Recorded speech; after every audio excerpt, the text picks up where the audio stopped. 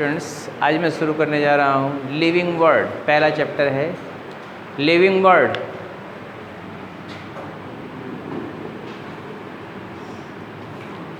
Living word.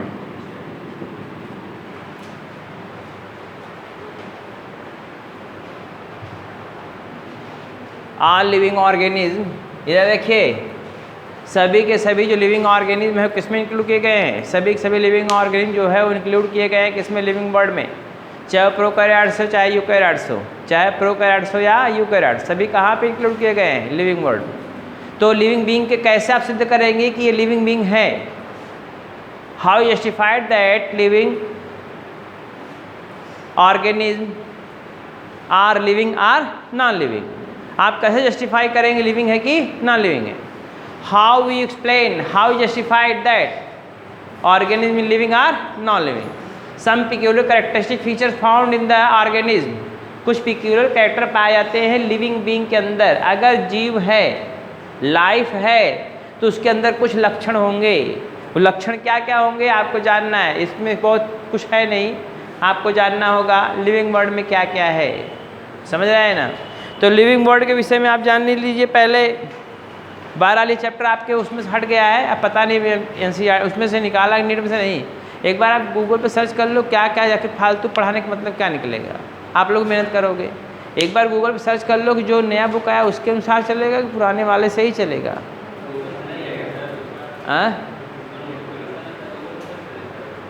नहीं, जैसे वो जो NTA अभी नहीं है। अच्छा, बंद करो।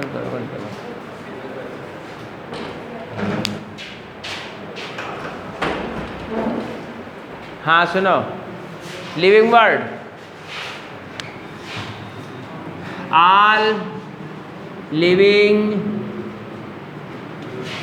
Organisms of biosphere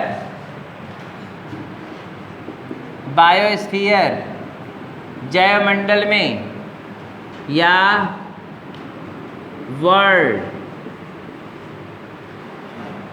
All living organisms of biosphere or are world called living bird। Living bird कहते हैं इसको। विश्व के लिविंग ऑर्गेनिज्म हो गया, जिसके अंदर लिविंग कैरेक्टरिस्टिक फीचर है। वो क्या कैरेक्टरिस्टिक फीचर वो आपको देखना है। All living organisms possess some peculiar characteristic feature which are given as below। इधर देखिए, all living organism क्या करता है? सो प्रदर्शित करते हैं some specific characteristic feature, specific characters, ऐसे लिख लो, characteristics feature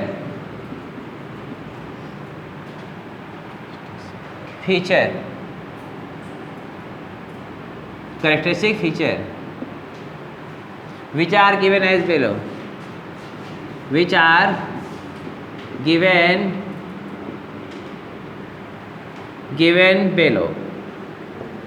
नीचे दिया गया है। पहला कैरेक्टरिस्टिक फीचर है ग्रोथ एंड डेवलपमेंट।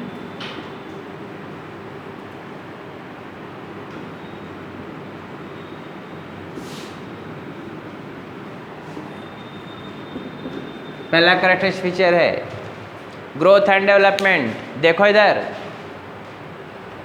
चाहे वो प्लांट हो, चाहे वो एनिमल हो, चाहे प्रोकैरियोट्स हो, चाहे यूकैरियोट्स हो, सबके अंदर ग्रोथ एंड डेवलपमेंट करने की क्या होती है? पिक्यूलियरिटी होती है। Every organism have tendency to growth and development. कैसे कर सकते हैं ये? या तो अपने साइज में, शेप में ग्रोथ करेंगे, या तो फिर क्या करेंगे? डिवीज़न कर करके क्या बनाए? अपनी संख्या को बढ़ाते रहेंगे, जैसे रिप्रोडक्शन में होता है। तो ग्रोथ एंड डेवलपमेंट, ये इधर देखिए, ग्रोथ एंड डेवलपमेंट ऑर्गेनिज्म का हाल माल फीचर नहीं है, डिफाइनिंग प्रॉपर्टीज नहीं है, क्यों नहीं है? क्योंकि रॉक्स वगैरह जो होते हैं उसमें भी अगर क्या होता है, एक्यूमुलेशन होता है, रॉक्स की भी साइज क्या होती है, बढ़ने लगती है। रॉक्स की भी साइज क्या होती है, बढ़ने लगती है। इसका मतलब क्या हुआ, वो भी बढ़ रहा है, तो ये आइडेंटिफाइंग कैरेक्टर नहीं हो सकता है, डिफाइनिंग प्रॉपर्टी नहीं होगा। Every living organism have tendency, ऐसे पढ़ना है आपको, खाली कंसेप्ट बनाना, बाकी एनसीईआरटी पढ़ना है। Every living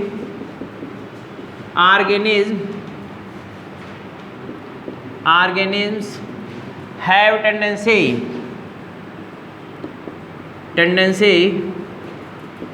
to growth and development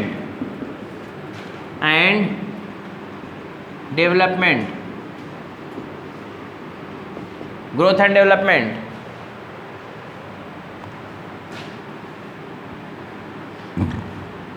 development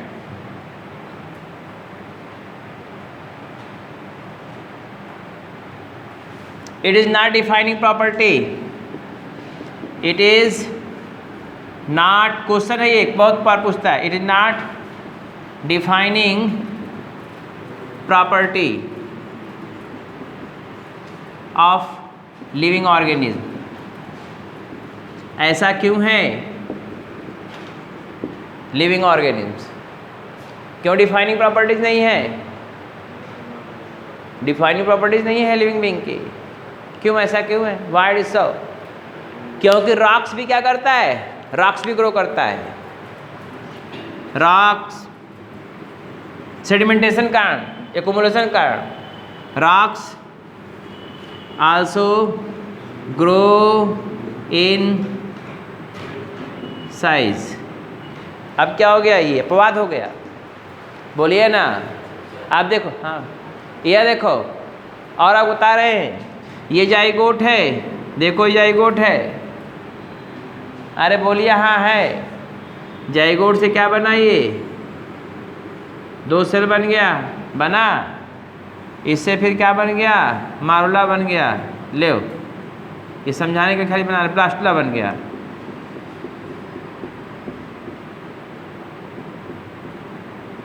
blastula बन गया, ये देखो, फिर से गैस्टुला बनेगा और ये बन जाएगा, देखो ये आदमी बन गया।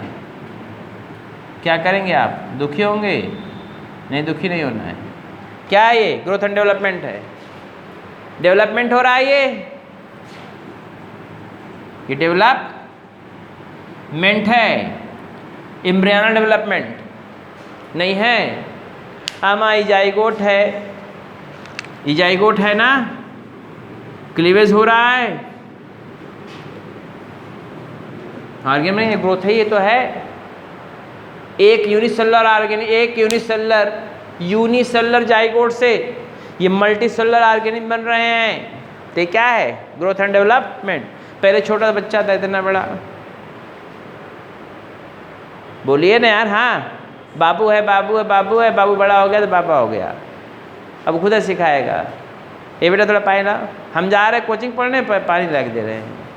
और जब तक थी मम्मी खूब, जब तक इतना पेटा भर के थे, पेटा समझती हो ना, इतना बड़ा, तब कि मम्मी पैम्पर बदलते बदलते कोई बुढ़ौती आ गई बेचारी की, अगर पानी थोड़ा बेटा पानी दे दो, पढ़ने जा रहे कोचिंग, पानी ले आओ। अरे तो तैसा तैसा कैसा करो, थोड़ा ये आलू छील दो, आलू छीलने में हम आए पैदा भए हैं, हम डॉक्टर बने में पैदा भए हैं, IAS बनेंगे, PCS बनेंगे, डॉक्टर बनेंगे, इंजीनियर बनेंगे। आलू छीलने वाला काम कौन सौंप रहा है, बोलिए? और कपड़ा कचा रहे, खाना खिलावे, नाश्ता बनावे, चाय पिलावे, कुल बनाए तो ये देखो, I am doctor, I am MBBS, Munna भाई MBBS। क्या बात है, बोलो इधर। कुछ वर्क करना चाहिए, 1-2 घंटे फिजिकल वर्क करने से जानते क्या होगा, बॉडी स्ट्रांग होगी, तब मसूड़ा नहीं खराब होगा, समझ रहे हैं ना। बर्तन उधर माजा करो, कुछ थोड़ा सफाई पोछा लगा दिया करो, करती हो नहीं? सही में खा विद्या करती हो? नहीं करती, मैं समझ रहा हूँ। यह देखो, ये ग्रोथ एंड डेवलपमेंट है, इतने बड़े से इतना बड़ा, बुढ़ापा आएगा फिर पार हो जाएंगे। तो ग्रोथ एंड डेवलपमेंट ये डिफाइनिंग प्रॉपर्टीज नहीं है, याद रखिएगा। It is not defining properties of living organism. इतने मैं लिखे रहा हूँ खाली, इसमें ढेर सारी बातें आ जाएंगी। घा जैसे अब ये इतना भाग आपका निकल गया किसी तरीके से, एक्सीडेंट हुआ इतना कट के निकल गया, तो वहाँ तो ग्रोथ करेगा ही ना, बोलो ना, डेवलपमेंट होगा ना, तो फिर आपका भर जाएगा घाव। बोलिए, घाव भर जाएगा। ऑपरेशन हो गया, जैसे नॉर्मली आप देख रहे हैं डॉक्टराइन जो होती है, डॉक्टराइन मतलब कौन, गायनिकोलॉजिस्ट। अगर प्रेग्नेंट लेडी बेचारी 9 महीने जो डॉक्टर साहब पास में गए तो डॉक्टराइन का ऐसा है, बच्चे को दे देखो, बच्चे को बिना ऑपरेशन किए बच्चे को नहीं निकाल सकता, बच्चा को और जच्चा को दोनों खतरा है, दोनों खतरा है। बोलिए ना, खतरा है, खतरा है, खतरा है। क्या दोनों के ऊपर डेंजर है? इधर देखिए, डेंजर हो सकता है तो तुरंत इधर पेट खोली, गप से बच्चा निकाल के, अरे यार लड़का बहुत रहे, वो लूट पाट ली, भी उधर पेट खोल दी गप से, और कहा सी दें इसे। जब सी देंगी तो क्या होगा, वो टाँका चला दी। अब वो पहले 1 हफ्ता तक ऐसे पकड़ बेचारे बैठी रहे, तो कोई जूस पी लेंगे, खाली जूस, खिचड़ी का जूस खाओ पियो, मस्त रहो, लड़का पैदा बहुत रहे। लड़का पैदा होने का इतना फ़ायदा, तो वो जो घाव बना कर पेटवा जो है सीधे पेट खोल दी, खोलना सी दी, तो वो कैसे अपने आप जुड़ेगा, रस्सिया CS जुड़ जाएगा।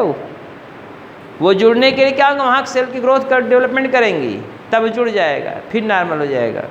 समझे, बात यही है।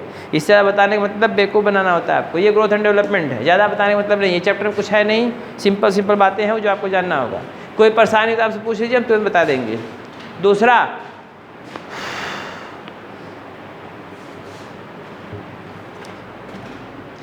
जो कैरेक्टरिस्टिक फीचर, उसको भी देखिए।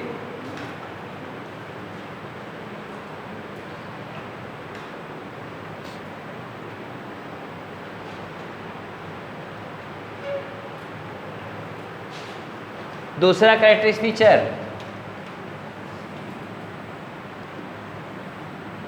आपके बुक में चाहिए इससे होगा, हमें नहीं पता, लेकिन हम अपना बता दे रहे हैं। अभी कल ही पढ़ाया तो उसको अब फिर आज बता दे रहे हैं।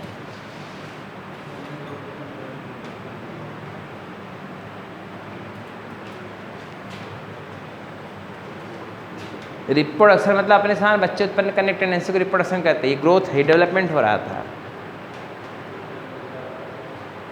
क्या हुआ, समझ रहे हैं ना, ये ग्रोथ ही हो रहा था। हाँ, सेल डिवीजन भी उसी में, किसमें, ग्रोथ डेवलपमेंट में। हाँ क्या कर रहे थे आप, बोलिए। सेल डिवीजन हो रहा है ना, तो लेकिन सेल एक्कम है ना, वो क्लीवेज है, वो क्लीवेज है।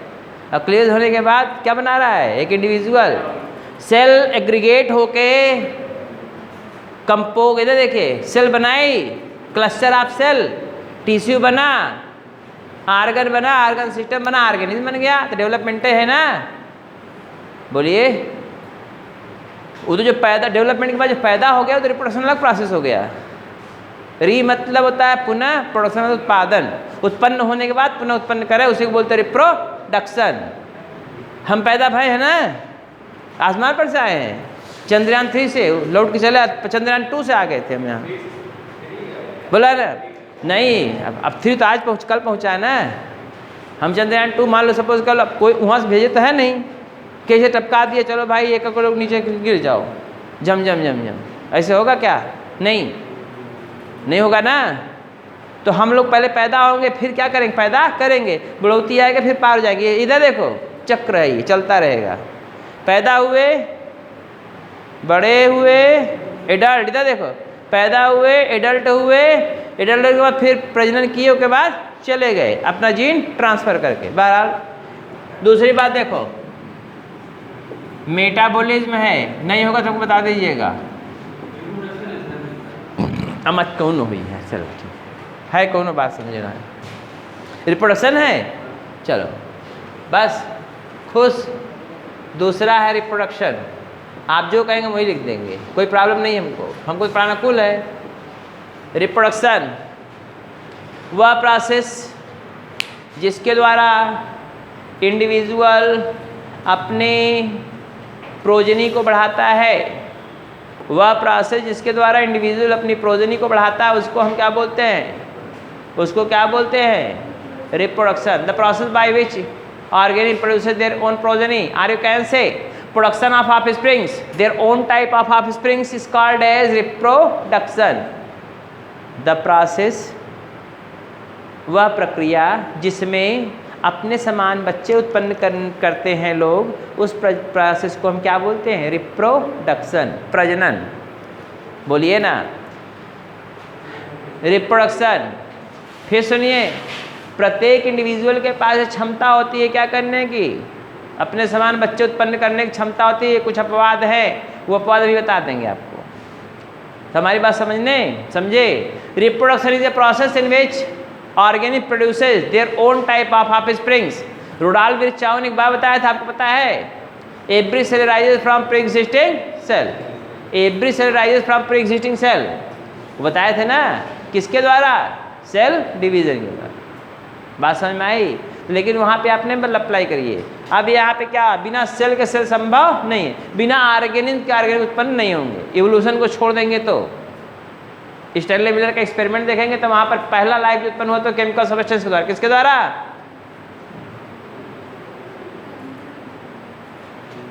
स्टैनले मिलर कब प्रयोग किया था अपना? 3 लोग बताओ। चंड मुंड और जो है एक चंडी देवी, मुंडी देवी और एक ज़्यादा न कहेंगे। बोलो, स्टैनले मिलर अपना एक्सपेरिमेंट कब किया था? मिलर का एक्सपेरिमेंट क्या उसमें बनाया था? क्या उसमें बनाया था बताओ। आप लोगों को नहीं बताना है, इन लोगों को बताना है। सब लोग मुझे बताओ। रेड कलर की प्रोटीन बनाए थे। रेड कलर प्रोटीन बनाए थे ना। तो लोग टिप दे दबावा, इसे तुरंत ही दबा दे जोर से, इधर टें, जब पकड़े इधर कटें, फिर पकड़ो कटें। बेवकूफ़ लड़कियां हैं, पता नहीं कहाँ पड़ कुलाई जंगल में से पकड़ आ गई हैं। सब 5-5 किलो खाएगा, 3-3 किलो टहरियाँ, उसके बाद कुछ बस यही है कुछ है। देखो ऐसी हवा रखी है खाली, कुछ पता है नहीं। स्टैनले मिलर अपने एक्सपेरिमेंट में क्या किया था? लड़के देखो बता बेटा क्या करे थे? स्टैनले मिलर अपने एक्सपेरिमेंट में क्या बनाया था? बनाए का थी बता, छोड़ो उस बात। क्या बना था उसमें? अमीनो एसिड बना था। क्या नाम था 3 अमीनो एसिड का? अमीनो एसिड 3 नाम था। अमीनो एसिड बना था, प्रोटीन नहीं। अमीनो एसिड बनेगा, प्रोटीन बनेगा। प्रोटीन पहले बना था, अमीनो एसिड बाद बनाया हो। है गजबाई लड़के यार तुम लोग। स्टैनले मिलर अपने एक्सपेरिमेंट में अमीनो एसिड क्यों बनाया था? अमीनो एसिड प्रोटीन में तो अंतर है ना, समझ में आवत है। बनेगा, लेकिन वो नहीं बनाए थे ना, तब तू क्या करबो? कब प्रोटीन बनेगा? समझ ले तू, एग्जामिनर समझ लेगा, मारेगा धुआं हो जाएगा। इसे नील बटा सन्नाटा हो जाएगा, कंप्यूटर जांचता है। अच्छा ऑप्शन रहेगा, जब दिमकवा रहेगा तो प्रोटीन में बताएंगे। अब मैं तो आप कुल बत्ती बुद्धि बता डालो। सुना, स्टैनले मिलर अपने एक्सपेरिमेंट में जो अमीनो एसिड बनाया था वो था alanine glycine aspartic acid. Alanine glycine aspartic acid तो उन्होंने सिद्ध कर दिया था, first life formatted by chemical means. लेकिन अब तो ये बिना लाइफ से लाइफ की उत्पत्ति संभव नहीं है। न ब्रह्मा कर पाएंगे, न विष्णु कहेंगे, न शंकर भगवान कर पाएंगे। कोई पैदा ना कर पाता है, पैदा करेगा आदमी और औरत ही। और देखना चाहते हो चले जाए देखिए। तो आपको सोचो, चंद्रयान 3 जो चंद्रमा पहुंचाए हैं, चंद्रयान 3 साइंटिस्ट पहुंचाए हैं। ये भगवान थोड़े कि ब्रह्मा जी आए आशीर्वाद दिए जाओ चंद्रयान चंद्रमा पे जाओ, चंद्रमा पे चला गया नहीं। उसमें साइंटिस्टों का अथक प्रयास है, एफर्ट किया। ड्रीम अच्छा होना चाहिए, तगड़ा ड्रीम हो, कंटिन्यूअसली उसके पास हार्ड वर्क हो। और ड्रीम को किसमें, वो जो ड्रीम आपका है उसको अपने हार्ड वर्क के द्वारा अचीव करने की टेंडेंसी आपके अंदर हो। क्यों नहीं पाएंगे? नहीं पाएंगे। अगर आपका ड्रीम डॉक्टर बनने का और आप 8 घंटा 10 घंटा पढ़ रहे हैं, डॉक्टर बनने से कोई रोकेगा। लेकिन हाँ, ये मेहनत से पढ़ रहे हैं, दिमाग इधर उधर नहीं भाग रहा है। कंसंट्रेट, कहानी एक बार में सुनते याद हो जाता है, मगर पढ़ेंगे इसको 4 बार पढ़ेंगे तब भूला जाएगा। बोलिए, क्योंकि कहानी पर आपका दिमाग तो बहुत ध्यानपूर्वक रहता है। एक बार पिक्चर देख लेते तो पता लगा 20 साल तक याद रहता है। हाँ, मैं वो करे रहा वो बोलो, અહીંયા एकेडमी गायब, स्टेनली मिलर गायब। बाहर आप उस पर को नहीं जाना। हमारा काम था ये रिप्रोडक्शन क्या है, the process in which organism produce, the process in which organism, कोई भी होगा, organism produces their own type of offsprings। offsprings मतलब बच्चे होते हैं, offsprings या प्रोजेनी। हो गया, अपने समान बच्चे उत्पन्न करते हैं। ऐसा क्यों होता है? Because they contain specific type of genes। उनके पास स्पेसिफिक टाइप जीन्स होता है। भैंस को जन्म देता है, कुत्ता कुत्ते के बच्चे को जन्म क्यों देता है, हाथी के बच्चे को जन्म देता है, आदमी बच्चे को जन्म देगा, क्यों? क्योंकि उसके पास पिक्यूलियर, इधर देखो, क्योंकि उसके पास पिक्यूलियर जीन है। एक ह्यूमन बीइंग में 25-30 हज़ार जीन्स पाए जाते हैं, 25 to 30। इधर देखो, एक ह्यूमन बॉडी में 25 से 30 हज़ार, 30 हज़ार मान लो, 30 हज़ार जीन पाया जाता है, और वो जीन्स अपना अलग अलग काम करते हैं, है कि नहीं? सारे जीन अपना अपना काम करते हैं। इसलिए भैंस का बच्चा भैंस, गाय का बच्चा गाय, आदमी का बच्चा आदमी, बोलिए, और सुअर का बच्चा सुअर। एक्सेप्शन हो सकता है, हाँ सही कह रहे हो। बंदर जो हाथी पैदा कर देगा, एक्सेप्शन नहीं हो सकता है। हाँ उनके यहाँ हुआ भैया, उनके यहाँ अलग प्लेनेट है ना, चंद्रमा से हट के मंगल ग्रह उनके पास है, पृथ्वी नहीं, चंद्रमा नहीं, मंगल ग्रह है वहाँ पे, मैं जानता हूँ। आप देखो फिर रिप्रोडक्शन कै प्रकार का होगा, एसेक्सुअल और सेक्सुअल। सेक्सुअल ये बाई पेरेंटल है, हालांकि है नहीं, आपको लेके समझा दे रहे हैं। बाई पेरेंटल है ये, और ये कौन है, पहला है और ये दूसरा, और ये कौन है,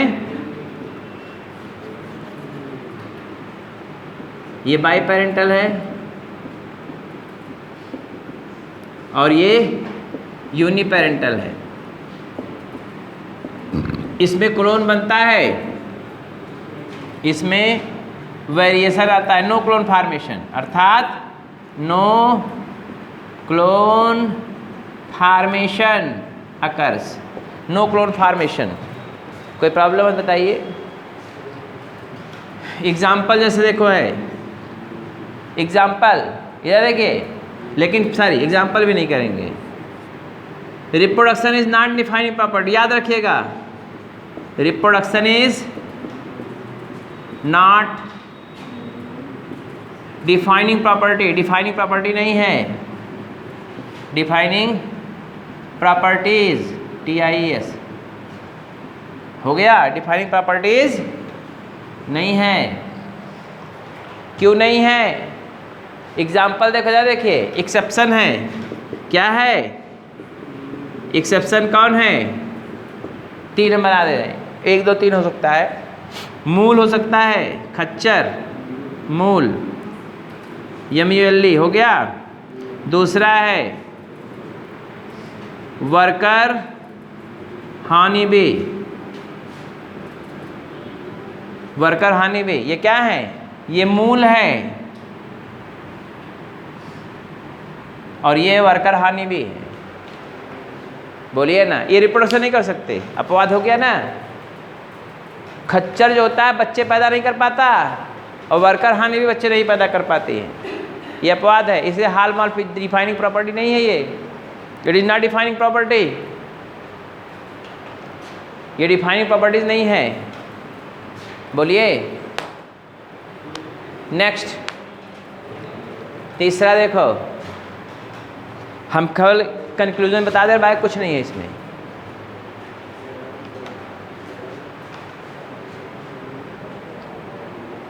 कुछ दुख तकलीफ हो बताओ, इरेज करते हैं।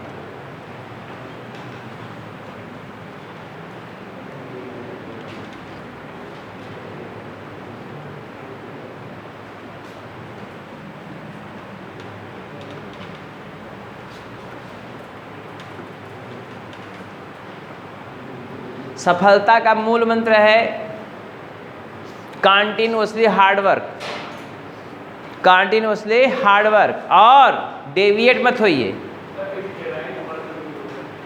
हाँ, अरे दोनों में स्टेराइल, जब बच्चे नहीं पैदा करेंगे दोनों स्टेराइल होंगे ना। स्टेराइल में बच्चे नहीं पैदा करेंगे तो इसको स्टेराइल कहते हैं। हम लोग क्या है, हम लोग क्या है, हम लोग फर्टाइल है ना। स्टेराइल मत बताओ, फर्टाइल बताओ। भगवान का प्रसाद है, पैदा करते रहो, पैदा करते रहो। 15 ठो, 8 ठो, 10 ठो, भिखारी गांव बन जाएगा एक ठो। इरेज करें।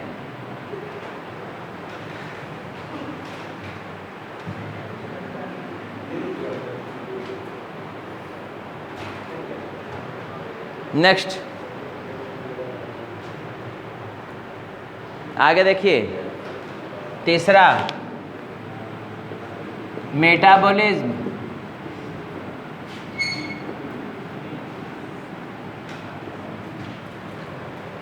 अगर कोई ऑर्गेनिज्म है, चाहे वो प्रोकैरियोट्स हो यूकैरियोट्स हो, ध्यान दीजिए, कोई भी ऑर्गेनिज्म होगा, इधर देखिए, खांसी के बाद में पहले सुनिए, कोई भी ऑर्गेनिज्म होगा, चाहे वो प्लांट हो, एनिमल्स हो, प्रोकैरियोट्स हो, यूकैरियोट्स हो। फिर सुन लीजिए, every organism, prokaryotes, eukaryotes, plants, animals, चाहे जो भी हो, सबके अंदर पिकुलियरिटी होती है। क्या पिकुलियरिटी होती है? वो पिकुलियरिटी क्या होती है जानते हैं? मेटाबॉलिज्म की।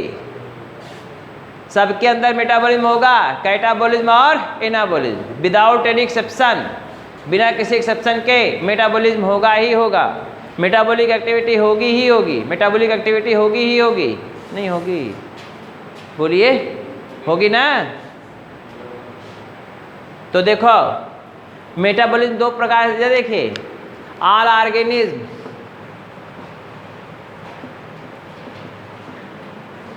सो मेटाबॉलिक एक्टिविटी, मेटाबॉलिक एक्टिविटी किसके लिए? मेटाबॉलिक एक्टिविटी किसके लिए? मेटाबॉलिक एक्टिविटी फार, मेटाबॉलिक एक्टिविटी फार किसके लिए? मेटाबॉलिक एक्टिविटी फार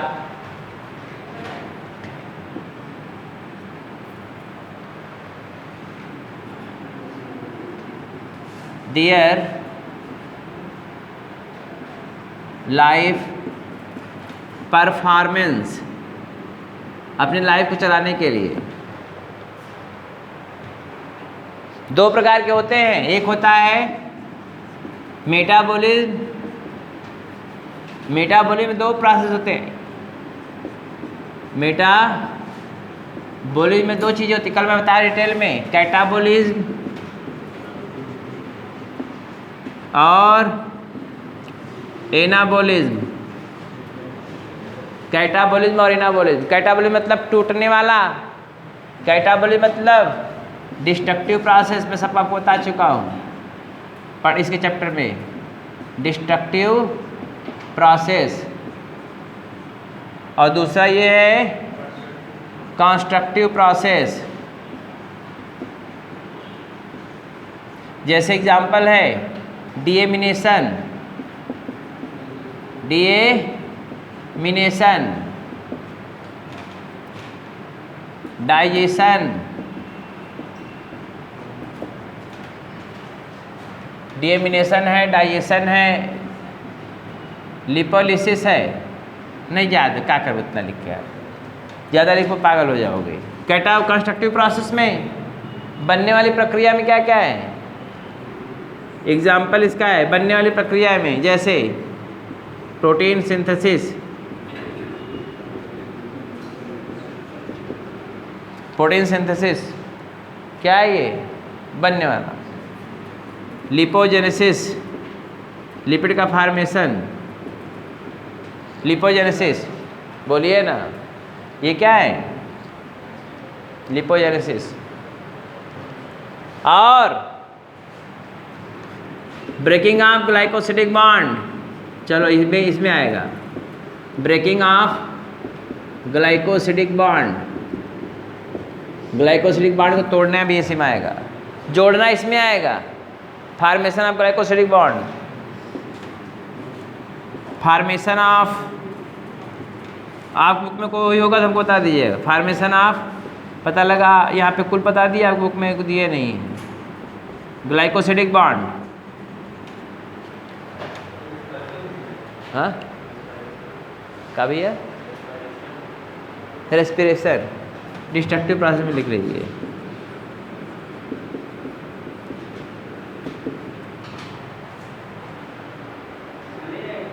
हाँ इसमें भी आएगा, तो मेटाबॉलिज्म दोनों में आएगा,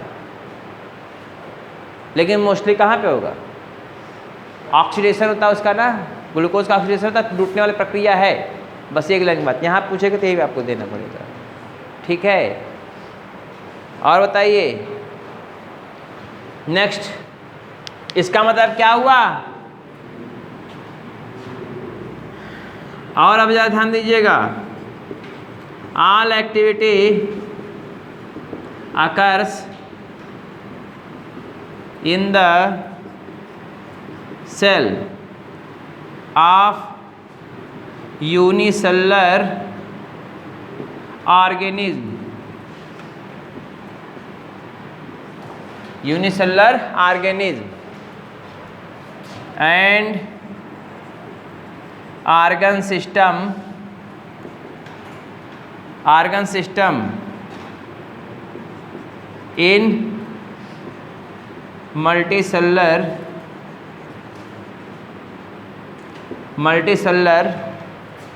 organism। अगर एक कोशिकीय होगा तो सारी एक्टिविटी सेम होंगी, पूरा मेटाबॉलिक एक्टिविटी, और अगर मल्टी सेलुलर डिफरेंट ऑर्गन में हो सकता है, इसकी कोई गारंटी नहीं। And organ system in multi cellular organisms. Example इधर देखिए, क्या है ये डिफाइनिंग प्रॉपर्टी है। मैंने क्या कहा, मेटाबॉलिक एक्टिविटी मतलब होता है शरीर की वो सारी क्रियाएं, देखो इधर, शरीर की वो सारी क्रियाएं जिससे इंडिविजुअल अपनी एक्टिविटी को क्या करता है, परफॉर्म करता है। जिससे इंडिविजुअल अपनी एक्टिविटी को परफॉर्म करता है उसको क्या बोलते हैं, मेटाबॉलिक एक्टिविटी में क्या बोलते हैं उसको, मेटाबॉलिज्म। दूसरी बात, मेटाबॉलिज्म में दो चीज़ें आती है, कैटाबॉलिज्म और एनाबॉलिज्म। ये बनने वाली प्रक्रिया नहीं है, ये बिगड़ने वाली प्रक्रिया है, टूटने वाली प्रक्रिया है। ये बनने वाली प्रक्रिया है, ग्रोथ एंड डेवलपमेंट इसमें आएगा, प्रोटीन सिंथेसिस इसमें आएगा, बोन का फार्मेशन इसमें आएगा, आरबीसी का फार्मेशन इसमें आएगा, लिपिड का फार्मेशन इसमें आएगा, बोलिए ना, फार्मेशन ऑफ ग्लाइकोसिडिक बॉन्ड इसमें आएगा, न्यूक्लियोटाइड का जुड़ना और डीएनए का बनना इसमें आएगा। लेकिन इसमें क्या आएगा, डीएमिनेशन, अमीनो एसिड से अमोनिया का निकल जाना, बोलिए ना। और लीवर में ग्लाइकोसिडिक बॉन्ड का टूटना, ग्लाइकोजन को टूट के ग्लूकोज में कन्वर्ट होना, ये क्या है इसी में, न्यूक्लियोसाइड का नाइट्रोजन बेस का टूटना, रेस्पिरेशन। आप जानते हैं ग्लूकोज टूट के CO2 H2O बनाता है, तो क्या है ये, कैटाबॉलिक। ग्लूकोज था टूट गया, किसमें, ये H2O में और CO2 में, तो डिस्ट्रक्टिव प्रोसेस है, बोलिए ना। लेकिन उसमें क्या बनता है, ATP का फार्मेशन, ADP से ATP बनता है, इसलिए एनाबॉलिज्म में भी आ सकता है, बात समझ रहे हैं। लेकिन आप अगर क्वेश्चन पूछता है इसमें,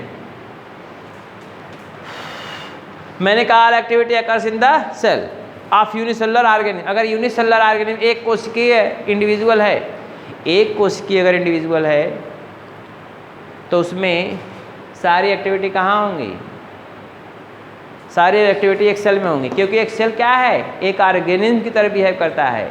उसमें रेस्पिरेशन भी होगा, न्यूट्रिशन भी होगा, एक्सक्रीशन भी होगा, रिप्रोडक्शन भी होगा, बोलिए ना, कॉन्शियसनेस भी होगा, सब कुछ होगा उसमें। हमारी बात समझे, मतलब सेलुलर ऑर्गेनाइजेशन डिफाइनिंग प्रॉपर्टी है। तो इसका मतलब क्या हुआ, कोई पूछे मेटाबॉलिज्म क्या है तो आप बताएंगे डिफाइनिंग प्रॉपर्टी है। सेलुलर ऑर्गेनाइजेशन क्या है, डिफाइनिंग प्रॉपर्टी है। इरेज करें, यहाँ पे एक लाइन लिख लीजिए नीचे, इसका मतलब क्या हो गया, cellular organisation is defining property of living beings. Living beings का क्या है? डिफाइनिंग प्रॉपर्टी है। ये अंडरलाइन कर लीजिएगा, डिफाइनिंग प्रॉपर्टी है विदाउट एनी एक्सेप्शन, बिना किसी एक्सेप्शन के। कोई अपवाद नहीं है। हो गया? आप पूछिएगा, हम तुरंत बता दें। आपकी बॉडी में कोई प्रक्रिया होने वाली जो हो उसमें हम पूछिए, हम बता देंगे कौन प्रोसेस है, कैटाबोलिक है एनाबोलिक है। और कोई आपसे पूछे एग्जाम्पल है तो आप बता सकते हैं कि ये होना चाहिए। बोलिए। अब पूछेगा ग्लाइकोजेनेसिस कैसा है, कैटाबोलिक एनाबोलिक? ग्लाइकोजेनेसिस पूछते क्या कैटाबोलिक एनाबोलिक है? ग्लाइकोजेनेसिस कैटाबोलिक है ना? ये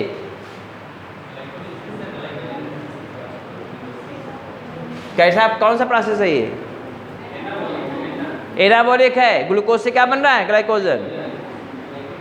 ग्लाइकोजेनोलाइसिस क्या है? ग्लाइकोजेनोलाइसिस क्या है? ये ग्लाइकोजेनेसिस कैसा है? ये क्या है? एनाबोलिज्म। ये कैटाबोलिज्म। बोलिए ना। ग्लाइकोजेनोलाइसिस ये कैटाबोलिक, जेनेसिस एनाबोलिक। ग्लाइकोजेनोलाइसिस है ग्लाइकोजन का लिसिस, ग्लाइकोजन का टूटना, यहाँ पे ग्लाइकोजन का बनना, ग्लाइकोजेनेसिस। अगर जेनेसिस शब्द आ जाए क्या हो रहा है? बन रहा है। लिसिस शब्द आ गया क्या हो गया? टूटना। लिपोलिसिस। हाँ, बहुत अच्छे लड़के हो, ऐसे पूछ रहे जी तुमको। नॉन कार्बोहाइड्रेट कंपाउंड से एसिड कोएंजाइम से ही कार्बोहाइड्रेट बनेगा, एनाबोलिक प्रोसेस है। और पूछिए।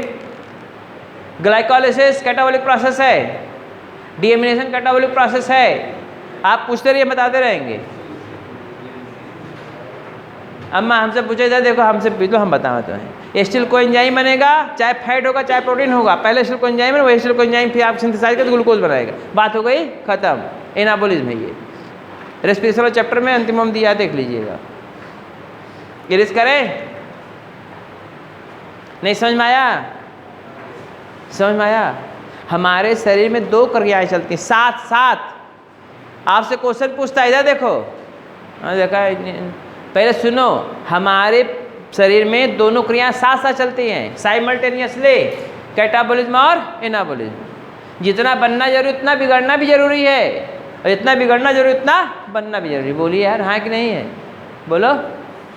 दिमाग नहीं काम कर रहा है। आपकी बॉडी में दो क्रियाएं चलती हैं। आपकी बॉडी में कौन कौन सी चलती हैं? दो क्रियाएं। कौन कौन सी क्रियाएं चलती हैं बताइए?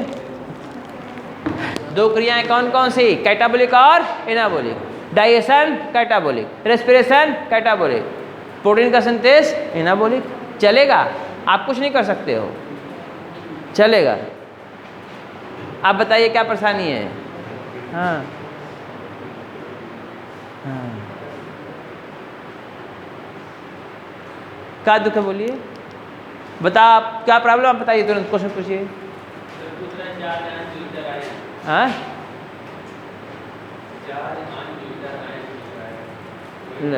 चार्ज आयन न्यूट्रल आयन पहुँचे। हम पढ़ा रहे का ही चार्ज आयन न्यूट्रल आयन पहुँचे। हो गया? इरेज कर दे इसको।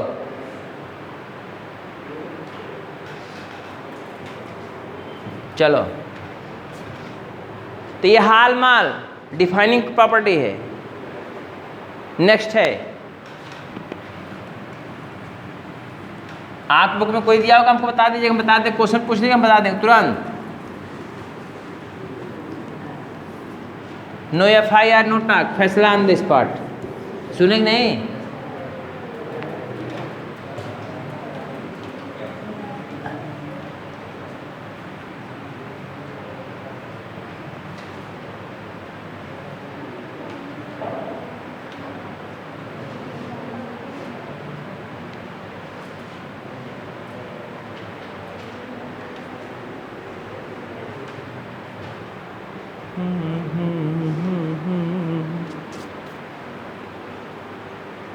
हो गया? क्या हुआ? 2 हुआ, 3 हुआ? 2 हुआ, 3 हो गया। चौथा देखो, चौथा है कॉन्शियसनेस।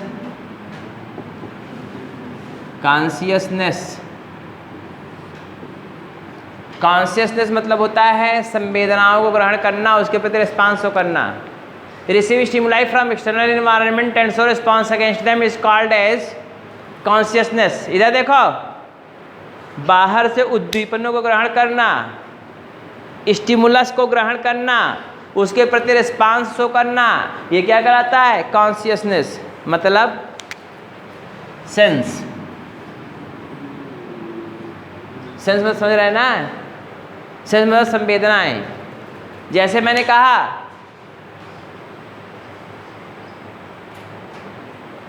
मैं बोल रहा हूं, कॉन्शियसनेस, बोलिए हाँ, बोलो जी, क्या हाँ? कॉन्शियसनेस मतलब sense. Receive stimuli from external environment and show response against them. बाह्य वातावरण से उद्दीपनों को ग्रहण करना, उसके प्रति रिस्पॉन्स शो करना, ये कॉन्शियसनेस है। आपको पिन चुभा, दर्द होगा, पैर को हटाएंगे, देखेंगे बाद में पैर में चुभा। लेकिन आजकल जूता चप्पल में चलते कहाँ चुभे करिए। सब्जी काट रहे हैं, कुछ करके ऐसे ऐसे खिच बोलो ना, अब पता लगा इधर उंगली इतना कट गया, छक कट गया, ऐसे कहे। इधर देखो, अंग्रेजी पढ़े हुए तो कहे oh my god what happens, blood is going on. और अगर आपकी तरफ पढ़ी लिखी लड़की होगी तो क्या करेगी? इधर देखो, आप लोग की तरफ पढ़ी लिखी, ज़्यादा पढ़ी लिखी तो क्या करेगी? इधर देखो, तुरंत इसे दाब देगी। 6 मिनट तक दाबे रहेगी, इससे 6 मिनट तक ऐसे दाबे रहेगी। नो ब्लड गोइंग ऑन, कोई ब्लड नहीं जाएगा। बोलो जाएगा? ये BSc, इसीलिए शादी थी BSc से लड़कियाँ इसकी करना चाहिए, जो बायोलॉजी पढ़े हो, पगलेट टाइप की ना हो। नहीं ऐसे कर, इधर देखो, अपना खुद ऐसे 6 मिनट तक खाली दाबे रहिए, उसको देखेंगे क्या कितना निकला, तन को ब्लड निकलिए, ब्लड क्लाट कर गया, क्योंकि 2 से 6 मिनट ब्लड क्लाट कर जाता है। इतना बुद्धि भगवान देना चाहिए। और जो BA वाली होंगी चुड़ैन टाइप की, इधर देखो इतना बड़ा नाखून खुरपा की तरह बढ़ा रहे ऐसे ऐसे, अब कट गया वहीं से खच्चे से, अब क्या होगा? क्या होगा? पकेगा। और क्या होगा? और खून निकलेगा खूब। इधर देखो, पूरा छिटका के दिखा दे, देखो इतना खून छिटकाए है तो सब्जी बनाओ चक्कर में। लो, अब उसके सास ससुर हस्बैंड सब आके देखा, पहले उनका हाथ कट गया है। बोलो, प्रोपेगेंडा। कॉन्शियसनेस। सुनो, प्रदीप बहुत मुस्कुरा रहे हैं, बेचारे सोच रहे हैं कि हमारा क्या होगा कालिया। नहीं, ये भी सोच रहे हैं हमारा क्या होगा, आगे भविष्य में क्या होगा। नहीं, कोई प्रॉब्लम नहीं है। डॉक्टर अगर बनोगे डॉक्टराइन मिल जाएगी, don't worry be happy. Doctor बनोगे तो डॉक्टराइन वहीं मिल जाएगी, मामला तय। माता पिता खाली कहेंगे बेटा कोई टेंशन नहीं है, डॉक्टर डॉक्टराइन दोनों लोग गए, वो गायनिकोलॉजिस्ट इधर न्यूरोलॉजिस्ट, दोनों लोग हो गए, बात खत्म। इधर देखो, receive stimuli from external environment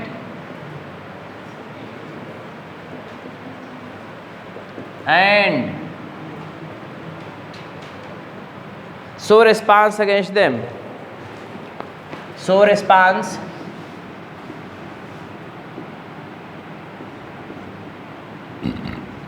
responses against them.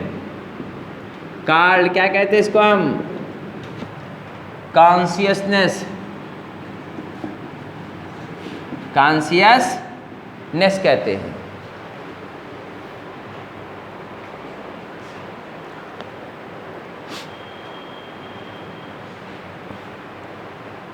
अब देखो, responses are either, बोलिए ना, सुनिए अब हमारी बात। responses are either कैसा होगा? पॉजिटिव और नेगेटिव और पॉजिटिव। इसका मतलब मूव टुवर्ड्स, बुक में नहीं लिखा है, हम समझा रहे हैं, स्टिमुलस, ये पॉजिटिव है। मूव टुवर्ड्स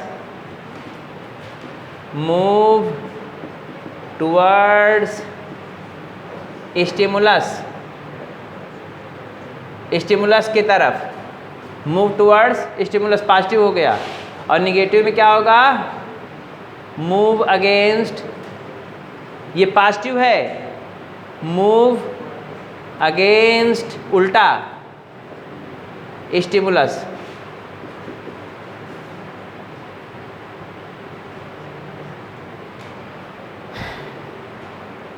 देखो इधर, जैसे जब आप चने, इधर देखो, चना ले लिया आपने, अपने खेत में आपने चने को बो दिया। अब चने का जो सूट है ये इधर जाएगा, किसी भी दिशा में रहेगा, और जो रूट है वो किधर जाएगा? इसका मतलब क्या हो गया? ये सूट है, क्या शो कर रहा है? प्लूम्यूल से और रेडिकल से होता है ना, ये रूट है, सूट, और ये क्या है? रूट है। रूट है और ये सूट है। सूट मतलब स्टेम, किधर भागेगा? क्या शो करता है? Negative geotropism. निगेटिव क्या शो कर रहा है? Negative geotropism. नहीं पढ़े हो कहा? ग्रेविटी के अगेंस्ट। और ये क्या शो कर रहा है? Positive geotropism. हो सकता है बुक में न दिया, हमें नहीं पता। जियोट्रॉपिज्म। अब देखो दूसरी तरफ देखेंगे, ये क्या शो करेगा? पॉजिटिव, लिखना नहीं है, पॉजिटिव फोटोट्रॉपिज्म। बोलो ना यार, लाइट की तरफ भाग रहा है ना? हाँ बोलते ना, हाँ ये लाइट की तरफ जा रहा है ना कि नन्यूरे जा रहा है? किधर भागेगा? नहीं जाएगा नन्यूरे ना, ये उधर ऊपर जा रहा है, तो क्या हो गया? Positive phototropism. लेकिन रूट जो है इसका, ये रूट किधर जा रहा है? नीचे की तरफ, तो क्या हो गया? Negative phototropism. प्लांट भी शो करता है रेस्पॉन्स, एनिमल भी शो करता है रेस्पॉन्स। कॉन्शियसनेस क्या है? डिफाइनिंग प्रॉपर्टीज है। अब इसको जितना बताया जाए कम है। एक बात नहीं, बहुत सारे एग्जाम्पल्स हैं जो आपको समझना है तो पूछ लिए हो। बाकी हम एग्जाम्पल बता, कंसेप्ट बता दे रहे हैं, बाकी पढ़ना आपको है। समझ रहे हैं ना? ये सूट है, ये रूट है। सूट किधर जाएगा? ऊपर की तरफ। रूट किधर जाएगा? नीचे की तरफ। तो ये negative geotropism, sorry negative geotropism क्या शो कर रहा है? सूट, तना। और पॉजिटिव जियोट्रॉपिज्म, जियोट्रॉपिज्म ग्रेविटी, गुरुत्वाकर्षण बल। गुरुत्वाकर्षण बल किधर खींच रहा है? इधर। तो ये क्या हो गया? पॉजिटिव जियोट्रॉपिज्म शो कर रहा है, और इधर ये ऊपर जा रहा है। न मानेंगे तो ये बात, हम नीचे ना आएंगे ऊपर जाएंगे, तो निगेटिव जियोट्रॉपिज्म हुआ कि नहीं? बोलिए। इधर पॉजिटिव फोटोट्रॉपिज्म है, पॉजिटिव फोटोट्रॉपिज्म, और ये क्या है? Negative phototropism. निगेटिव फोटोट्रॉपिज्म है, लाइट के अगेंस्ट उल्टा हो जाएगा। सूट लाइट की तरफ जाता है। और आप एक्सपेरिमेंट में आपको दिखा देता है, देखो आप एक गमला ले लीजिए, गमले में एक पौधा लगा दीजिए, और पौधा जो है इतना बड़ा है, ये बेचारा ये मान लो पौधा है, और सूर्य की रोशनी इधर से आ रही है, तो जानते क्या होगा? ये बेंड कर जाएगा। किधर बेंड करेगा? सनलाइट की दिशा में। क्यों? सनलाइट की तरफ मूव करेगा ना, बेंड करेगा। ये भी दर्शा रहा है। बोलिए यार, खिड़की के बगले में प्लांट लगा दो और लाइट उधर थोड़ा सा आ रही होगी, तो किधर भागे? बेंड किधर करेगा? लाइट की तरफ। ये रिस्पांस नहीं शो कर रहा है। लेकिन जड़ को कहोगी तो लाइट की तरफ जाओ, जाएगा ही? क्या बात, हम नहीं जाएंगे। बोलिए, कोई दुख तकलीफ है अभी?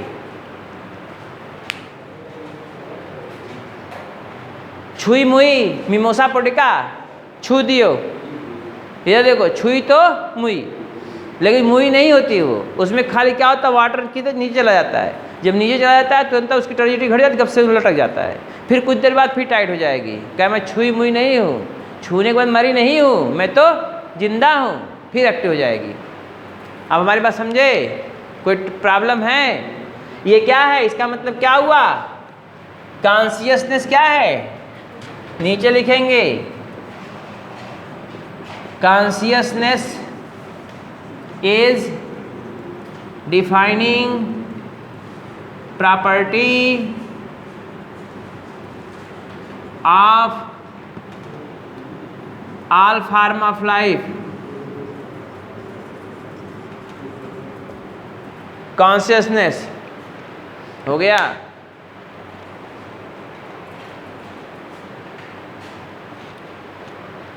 और कोई वो दिया हुआ है, 4 हुआ है और एक 8 हुआ है कोई? हाँ,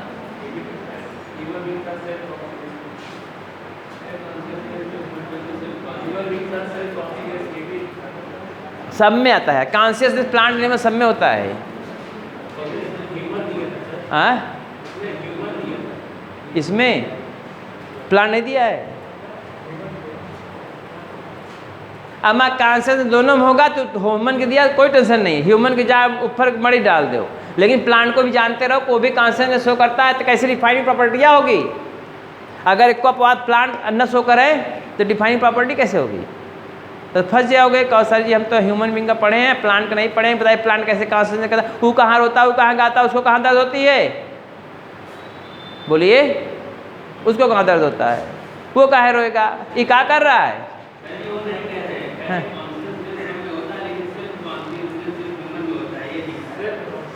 हाँ, तो ऐसे बोलो सेल्फ कॉन्शियसनेस। यह देखो, हाँ अब ऐसे बोलो क्वेश्चन, सेल्फ कॉन्शियसनेस जो होता है वो ह्यूमन बींग में है, ये क्वेश्चन सही है। और कॉन्शियसनेस दोनों में होता है,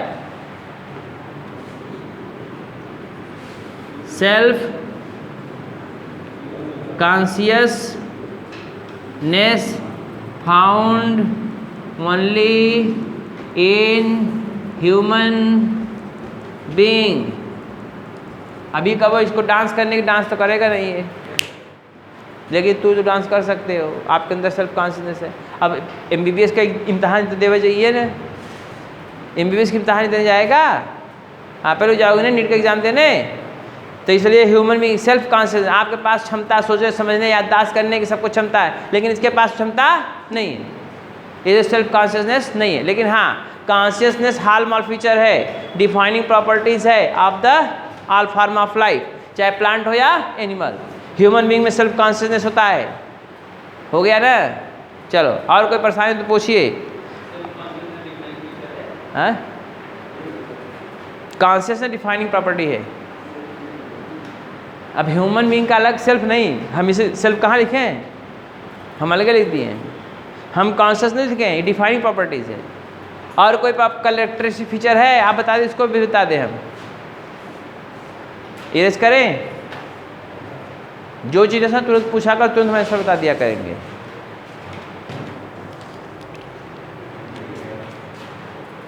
इरेज करें।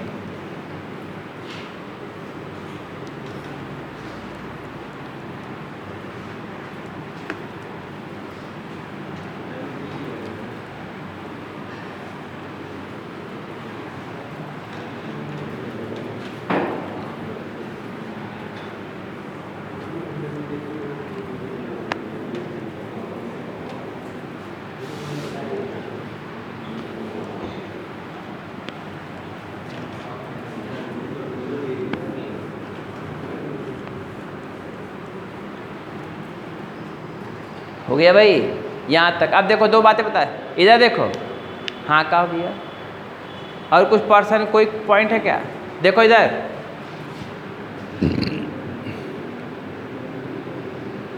ग्रोथ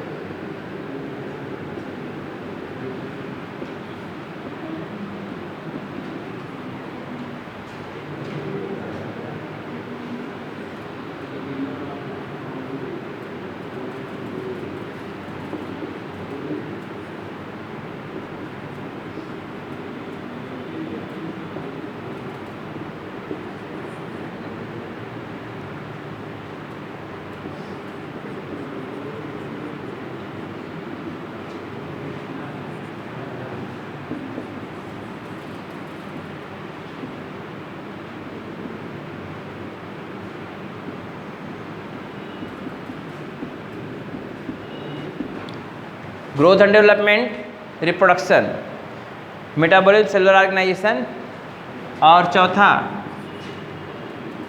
कॉन्शियसनेस, है ना। ये दोनों कैसे हैं, नॉन, ऐसे याद कर लेना, खाली दुआ पे। आप इधर देखो, ये कौन है, नॉन डिफाइनिंग प्रॉपर्टी, ये, और ये जो है डिफाइनिंग प्रॉपर्टी, याद रखिएगा। खाली इतना याद कर लो, काम आपको चलता रहेगा, बाकी सब आप जानते हैं। ये दोनों डिफाइनिंग प्रॉपर्टी, ये डिफाइनिंग प्रॉपर्टी नहीं। छोटे में 2 शब्दों में याद कर लो। इसमें का अपवाद क्या है, रॉक्स, बोलिए ना, रॉक्स का ग्रो करना। इसमें अपवाद कौन है, मूल, बोलिए ना, इनका कोई अपवाद है नहीं है, कोई टेंशन है।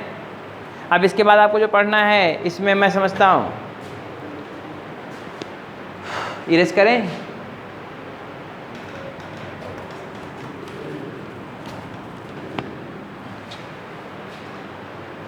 हम इरेज करें इसको।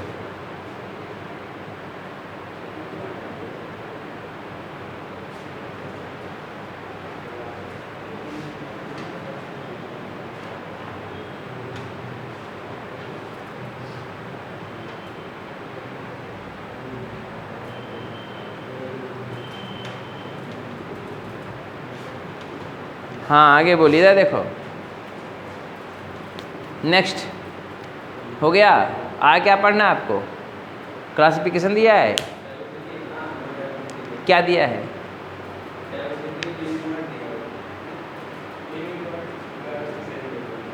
डाइवर्सिटी,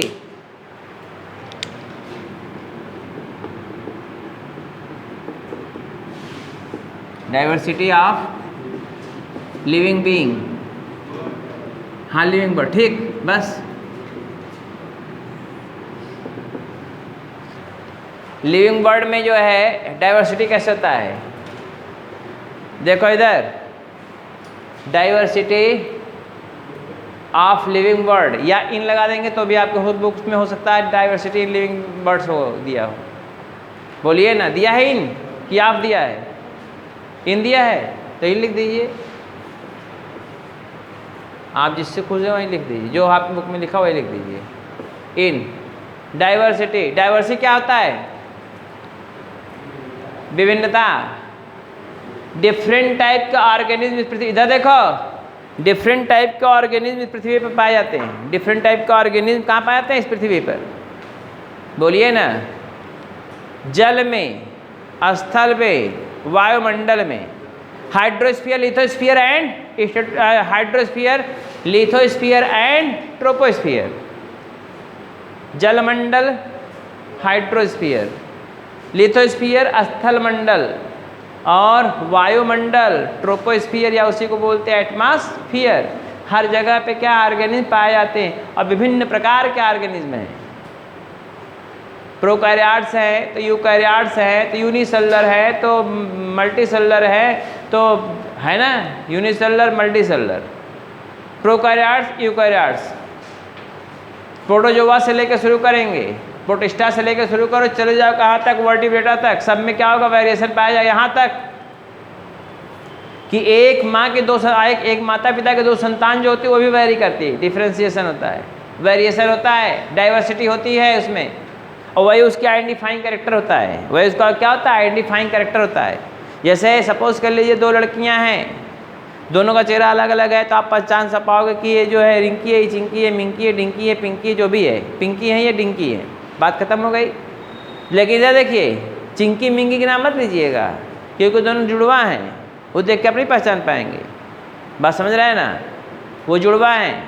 और ह्यूमन बीइंग में मैंने पहले ही बता दिया है आपको, इतने पूरे वर्ल्ड में जितने भी विश्व के आदमी हैं,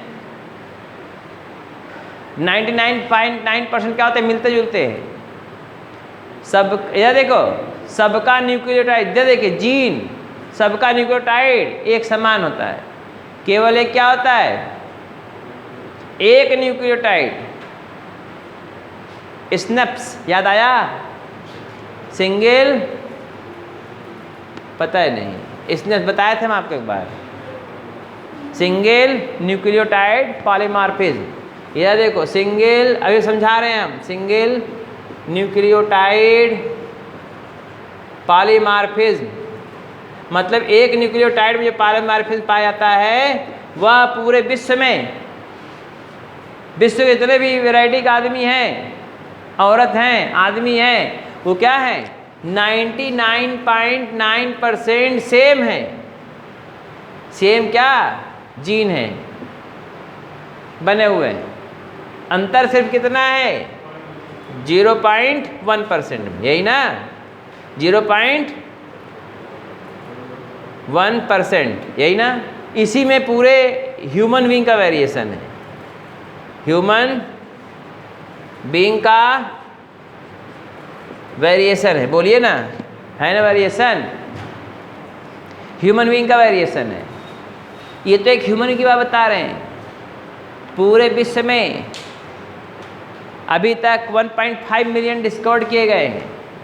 पूरे विश्व में केवल कितने स्पीसीज डिस्कवर किए, 1.5 मिलियन स्पीसीज को डिस्कवर किया गया है। अभी बचा हुआ कितने हैं, लगभग 5.5 मिलियन स्पीसीज बचे हुए हैं जो डिस्कवर्ड नहीं किए गए। इसका मतलब आपने कितना डिस्कवरी किया है 25%, बोलिए ना, उससे भी कम डिस्कवरी हो सकता है और भी ज़्यादा। रॉबर्ट में कर लेंगे तो इसी के अनुसार मैंने बताया है 1.5 million species have been discovered, 1.5 million species have been discovered, और कितने 5.5 मिलियन रिमेन्स अनडिस्कवर्ड। इसका मतलब बहुत बड़ी डाइवर्सिटी है। स्पीसीज एरिया रिलेशनशिप बताता है according to Alexander von Humboldt, एक साइंटिस्ट थे, उनके अनुसार क्या है, एरिया को बढ़ाते जाएंगे बायोडाइवर्सिटी बढ़ती जाएगी, एरिया बढ़ाते जाएंगे बायोडाइवर्सिटी बढ़ती जाएगी। जितना इंडिया में बायोडाइवर्सिटी है आप उसके बाद 4-6 मिला देंगे बायोडाइवर्सिटी बढ़ जाएगी, पूरे विश्व को मिला देंगे बायोडाइवर्सिटी और बढ़ गई, बोलिए ना। एक अपने इलाके का लेंगे डाइवर्सिटी वो अलग रहेगा, एक पूरे विश्व का डाइवर्सिटी लेंगे वो अलग होगा, कंट्री का लेंगे वो अलग होगा, बोलिए सबसे ज़्यादा डाइवर्सिटी कहाँ पाया जाएगा, वर्ल्ड का, उससे कम कंट्री का, उससे कम प्रदेश का, उससे कम मोहल्ले गांव का, बोलिए ना, यही होगा ना। इधर देखिए डिस्ट्रिक्ट का छोड़ दो उसको, डिस्ट्रिक्ट का डाइवर्सिटी सबसे कम, डिस्ट्रिक्ट का डाइवर्सिटी उससे प्रदेश, उससे ज़्यादा कंट्री, उससे ज़्यादा वर्ल्ड। क्यों, जितना एरिया बढ़ाते जाएंगे स्पीसीज डाइवर्सिटी बढ़ता जाएगा। Maximum biodiversity,